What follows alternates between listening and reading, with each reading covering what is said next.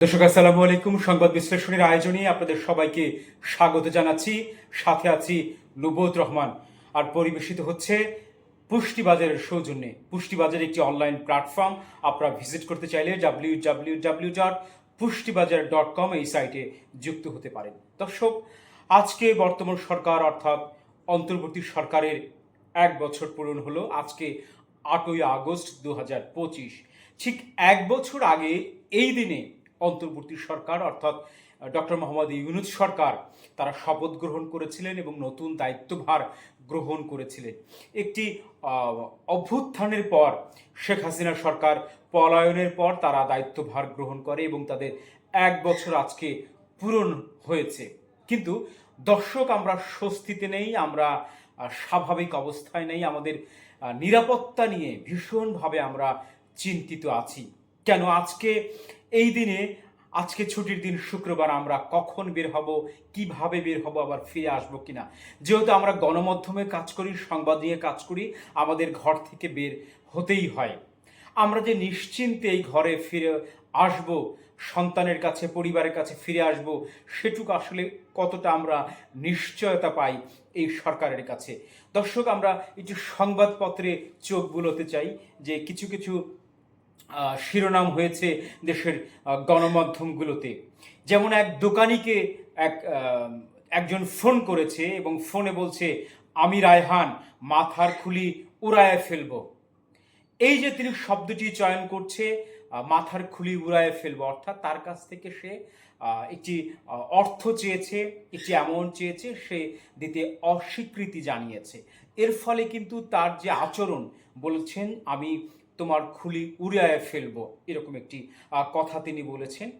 এরপরে আরেকটি আমি শিরোনাম পড়ি, সেটি হচ্ছে গাজীপুরের সাংবাদিক আসাদুজ্জামান তুহিনকে কুপিয়ে হত্যা করেছে 5 জন দুর্বৃত্ত। এখন তড়িঘড়ি করে গাজীপুর মেট্রোপলিটন পুলিশ বলছে এটি কোনো চাঁদাবাজির ঘটনা নাই, চাঁদাবাজির ঘটনা নয়। এই যে তারা নিজের দায় এড়ানোর চেষ্টা করছে, তারা নিজে থেকেই তড়িঘড়ি করে বলছে এটি চাঁদাবাজির ঘটনা নয়। কারণ এই সাংবাদিক প্রতিদিনের কাগজ নামে একটি সংবাদপত্র তিনি কাজ করেন এবং বিকেলে কিন্তু তিনি একটি লাইভ করেছিলেন। লাইভে তিনি বলেছিলেন, ফেসবুক লাইভে বলেছিলেন, চাঁদাবাজিদের বিরুদ্ধে বা চাঁদাবাজদের বিরুদ্ধে তিনি কথা বলেছেন। কেউ কেউ বলছেন সে পক্ষ, সেই গ্রুপ এই হত্যাকাণ্ড ঘটাতে পারে। এরপর একটা সিসিটিভি ফুটেজ বেরিয়েছে যেখানে 5 জন যুবককে চাপাতি হাতে এখানে দেখা গিয়েছে এই সিসিটিভি ফুটেজে। এরপর এই ছবি সেই সাংবাদিক নাকি ধারণ করতে গিয়ে তাদের রোষানলে পড়েন এবং তাকে কুপিয়ে হত্যা করেন। সেটিও যদি হয়ে থাকে, তাহলে এই যে 5 জন সন্ত্রাসী, তারা কাদের ইন্ধনে চলে, তারা কাদের শেল্টারে চলে? এখন তো আওয়ামী লীগ পাওয়ারে নেই, আওয়ামী লীগ ক্ষমতা নেই, বা আওয়ামী লীগ নেতাকর্মীরা এই ধরনের চাপাতি হাতে প্রকাশ্যে ঘুরেও বেড়াবে না, এটি কিন্তু আমরা নিশ্চিন্তেই বলতে পারি। কারা আছেন এটা কিন্তু না, আপনারা সবাই জানেন যে কারা এখন রাজত্ব করছে। অন্তর্বর্তী সরকার যদিও বা ক্ষমতায় আছে, কিন্তু প্রকাশ্যে কারা ঘুরে বেড়াচ্ছে বা কাদের হাতে এই অস্ত্র আছে, এটি কিন্তু আমরা পরিষ্কার। সেটিও কিন্তু এই আইন শৃঙ্খলা বাহিনীকে বের করতে হবে। যে 5 জন এই চাপাতি হাতে তারা এই সাংবাদিককে হত্যা করলো, তারা কাদের শেল্টারে আছে? স্থানীয় বিভিন্ন জনের সাথে কিন্তু আমরা কথা বলেছি, বা আমরা যতটুকু জানতে পেরেছি, তারা বলছেন যে যারা এই কাজগুলো সংগঠিতভাবে করেছেন, তারা একটি দলের সাথে যুক্ত এবং তারা তাদের নাম ব্যবহার করে, পেশিশক্তি ব্যবহার করেই কিন্তু এই কাজগুলো করে থাকেন। এটি কোনো বিক্ষিপ্ত কোনো ঘটনা নয়। দর্শক, আরেকটি শিরোনামে আমরা যেতে চাই, সেটি হচ্ছে গাজীপুরের সাংবাদিকের অর্থাৎ আনোয়ার নামে এক সাংবাদিকের পাথর মেরে থেতলে দিয়েছে চাঁদাবাজ। সংবাদ প্রকাশের জেরে এটিও কিন্তু গাজীপুরেই ঘটেছে। যে আনোয়ার নামে এক সংবাদকর্মী, তিনি বাংলাদেশের আলো নামে একটি সংবাদপত্রে কাজ করেন, তিনি চাঁদাবাজদের বিরুদ্ধে কথা বলেছেন, তার সংবাদপত্রে তিনি প্রকাশ করেছেন। এর ফলশ্রুতিতে তাকে প্রকাশ্যে পুলিশের ভ্যান বা কাভার ভ্যানের সামনে কিন্তু তাকে একদম পিটিয়ে মেরে তার পা থেতলে দিয়েছেন, তিনি গুরুতর ভাবে তিনি হসপিটালে এখন ভর্তি আছেন। এটি কিন্তু সবাই জানে এটা চাঁদাবাজির একটি ঘটনা। এটি নিয়ে কিন্তু পুলিশ প্রকাশ্যে এসে কোনো কথা বলছে না যে এটি চাঁদাবাজের কোনো ঘটনা নয়। এই যে ঘটনাগুলো ঘটছে দর্শক, এটি কিন্তু আমাদের খুব ভীত করছে, আমাদেরকে স্বাভাবিক জীবনযাপনে চলাফেরা করার জন্য একটা বাধা সৃষ্টি করছে। আরেকটি আমরা যেতে চাই, শিরোনামে যেতে চাই, সেটি টঙ্গীতে ঘটেছে, একই জেলাতে, অর্থাৎ গাজীপুরে 3টি ঘটনা। টঙ্গীতে ব্যাগের ভিতর খণ্ডিত মাথা, মানে একটি ব্যাগ পাওয়া গেছে টঙ্গীতে, সেই ব্যাগের মধ্যে কিন্তু একজনকে খণ্ডিত মস্তক বা মাথা রয়েছে এবং বডিটা আর এক জায়গায় ফেলা হয়েছে। এই যে আইন শৃঙ্খলা বাহিনী, তারা কন্ট্রোল করতে পারছে না, মানুষের নিরাপত্তা দিতে পারছে না, তাদের যে কন্ট্রোল সেটি কিন্তু এখন আর ওইভাবে দেখা যাচ্ছে না। আরেকটি ঘটনা দর্শক, সড়কের পাশেই রক্তমাখা গাড়ি এবং চালকের লাশ।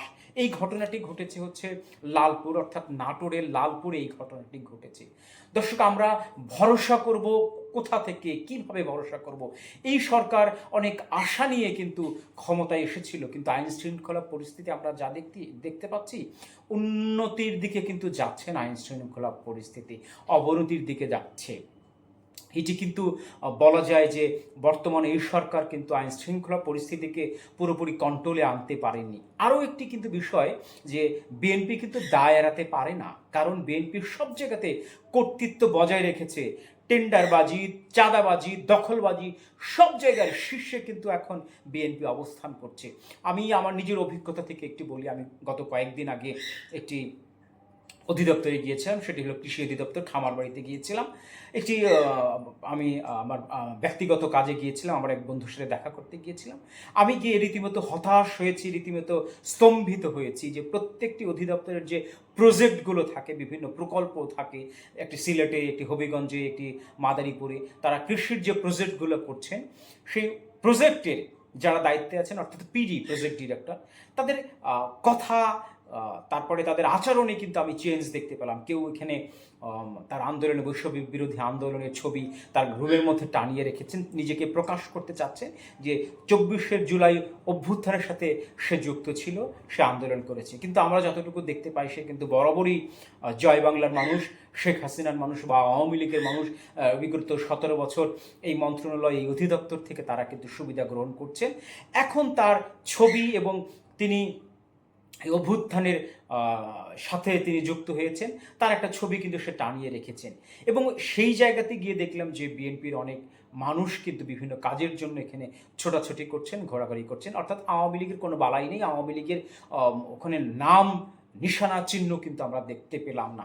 সেই জায়গাটিতে দখল নিয়েছে বিএনপি গ্রুপ। অর্থাৎ বিএনপি গ্রুপ সব জায়গাটিতেই তাদের কিন্তু একটি নিয়ন্ত্রণ নিয়েছে এবং তারা কিন্তু তাদের কাজ চালিয়ে যাচ্ছে এই সরকারের উপরে ভর করে। তাহলে এই আইন শৃঙ্খলা বাহিনী অবনতি হওয়ার পেছনে কি বিএনপির কোনো অংশে দায়ী নয়? কারণ বিএনপি সব জায়গায় জবরদখল করছে, তাদের কর্তৃত্ব বজায় রাখছে।